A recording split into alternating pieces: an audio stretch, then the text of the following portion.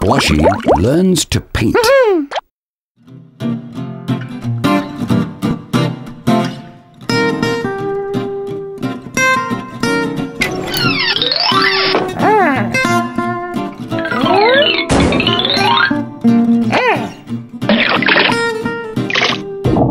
Whoa there, Sploshy. I don't think you're quite ready to start painting yet.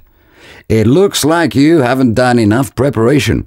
There are a lot of things you need to do before you can start painting. For example, are you sure you have the right color? Have you considered the tools you're going to need? What type of paint you need to use? How much paint you're going to need? How the surface must be prepared? And have you considered your safety?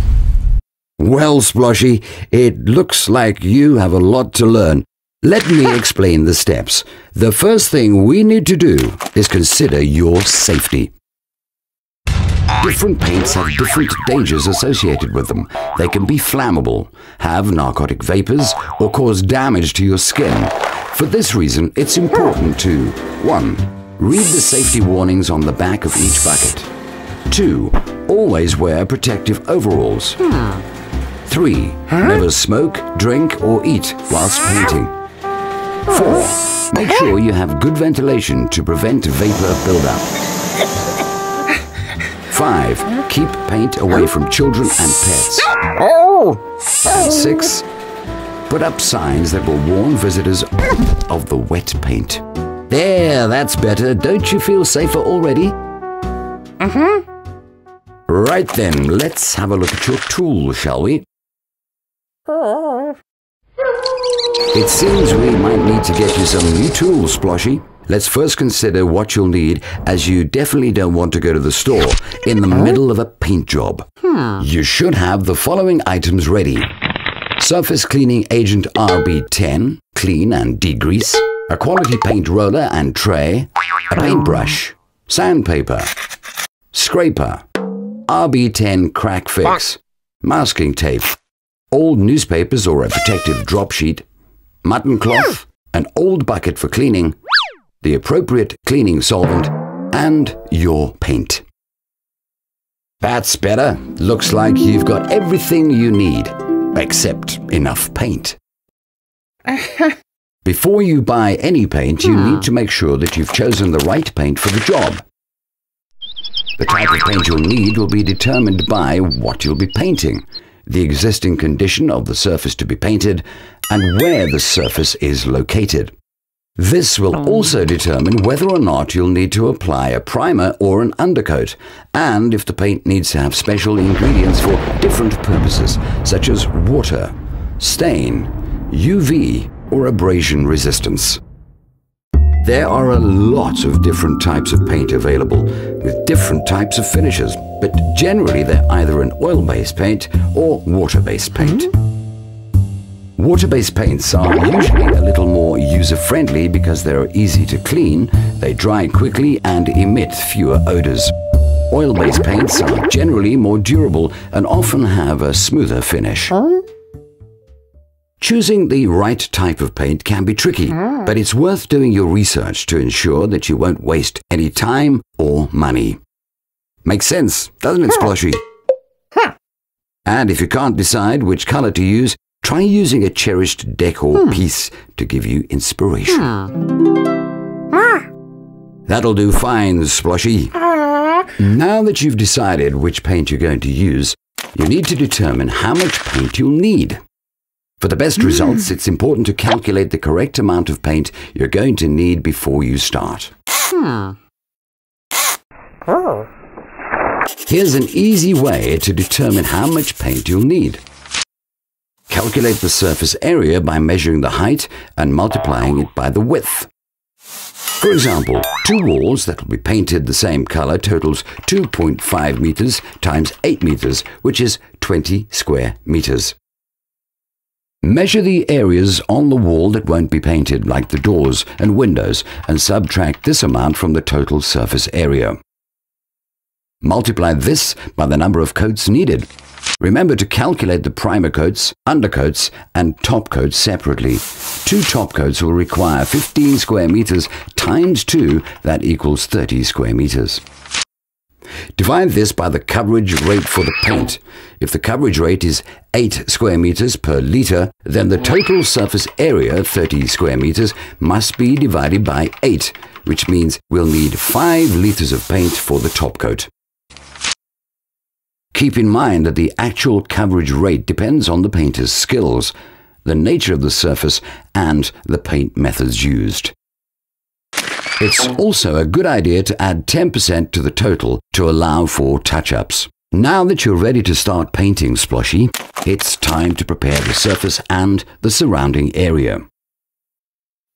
First of all, you'll need to remove all the furniture from the room and clear all items from the walls, including hardware like electrical outlets or switch covers. Oh, next time, remember to switch off the circuit breaker before you do this. Now, to help protect your floors, you'll need to lay out a drop sheet before you start preparing the surfaces. The surface to be painted must be clean and strong. Let's have a closer look at your wall, shall we? I think this wall definitely needs a bit of work. Let's do some surface preparation. Start by making it flat. In other words, remove any protrusions like nails, scrape off any old flaking paint, fill any holes with RB10 crack fix, and sand down any unevenness. Clean the walls with surface cleaning agent RB10 clean and degrease, and to save some time and your back, it's best to use a sponge mop when washing the walls. If you have any mold or mildew, it's important to remove it because it poses a health risk. You can do this by using RB10 anti-fungicide as per the directions, and then wash the surface again with clean water. Once the surface is completely dry, you can start to mask off the areas that shouldn't be painted, like window frames and cornices with pieces of masking tape. Make sure that the tape is applied straight and that there are no bubbles that could allow paint to seep under it and spoil the clean, straight line. Hey, that looks better. Remember, if surface preparation is done correctly, you won't necessarily need an expensive paint to guarantee good results. Even expensive, high-quality paint will fail if surface preparation was done poorly, so it's important not to skip this process. Remember, Sploshy, poor paint results can be caused by incorrect surface preparation, using the wrong primer, choosing the wrong type of paint, poor application techniques, not allowing sufficient drying times, or applying paint during adverse weather conditions. So, make sure you've done your research properly. It's a good idea to read the bucket before you start painting, because paint drips might obscure the information later, and you need to know how long the drying times are so that you can plan accordingly. You should plan for at least 2 top coats to ensure a uniform appearance. And remember to only start painting when the surface is completely dry, and try to finish early enough in the day for the paint to dry sufficiently before nightfall. Now that all of the preparation work is done, you can finally start to paint the first layer. Depending on the condition of the surface, you might need to apply a primer or an undercoat before applying the top coats. Primers are special paints designed to adhere strongly to a surface and provide a good foundation for the finishing coats. Start by mixing your paint or primer properly. When you're painting a room, areas that are difficult to reach with a roller have to be cut in with a 75 to 100 millimeter paintbrush before you start painting the large areas with a roller. Don't cut in the entire room because you always need to keep a wet edge to avoid lap marks, so only do small areas as you go along. Dip the brush into the paint container so that only half of each bristle is loaded. If you dip the brush too deep, the excess paint will clog up and dry out in the base of the bristles, and it's more likely to make a mess.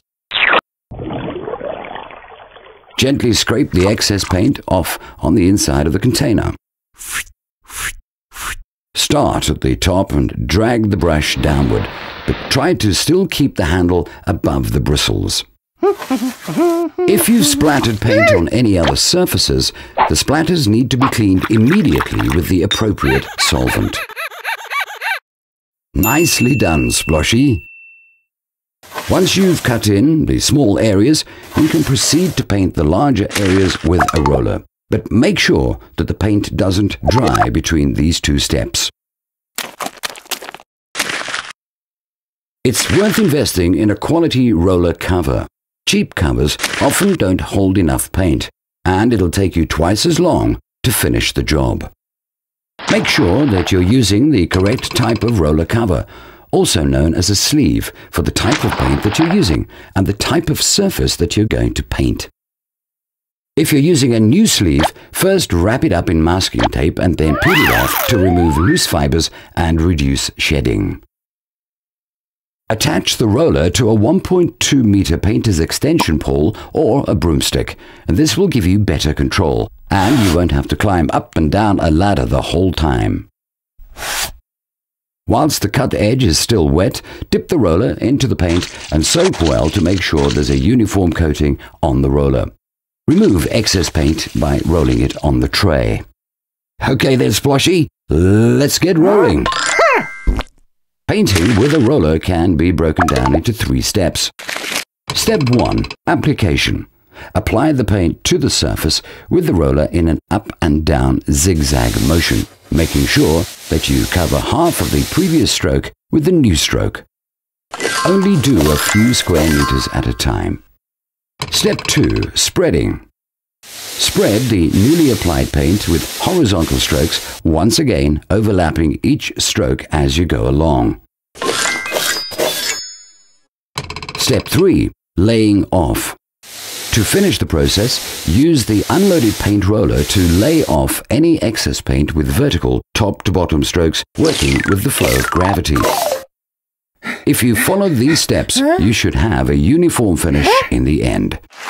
Great job, Sploshy! Once you've completed painting, clean the brush, roller and paint tray with the appropriate cleaner or solvent. If you can't clean your tools right away, immerse them in water so that they can be cleaned later.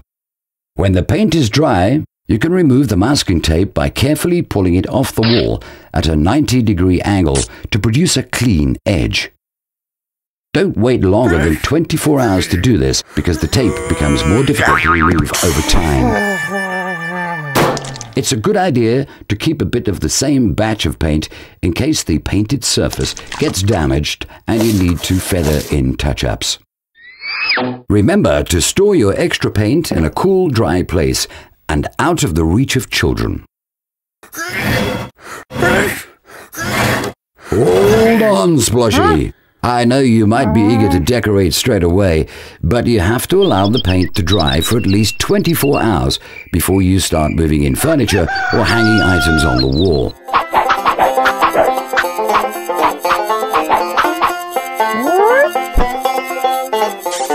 Well done, Sploshy. It looks great.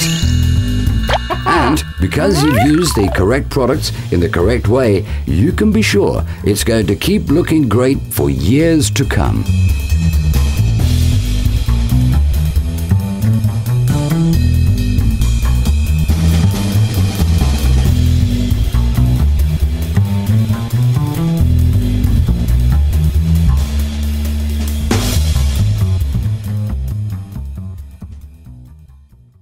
Promac Paints. Our quality spreads further.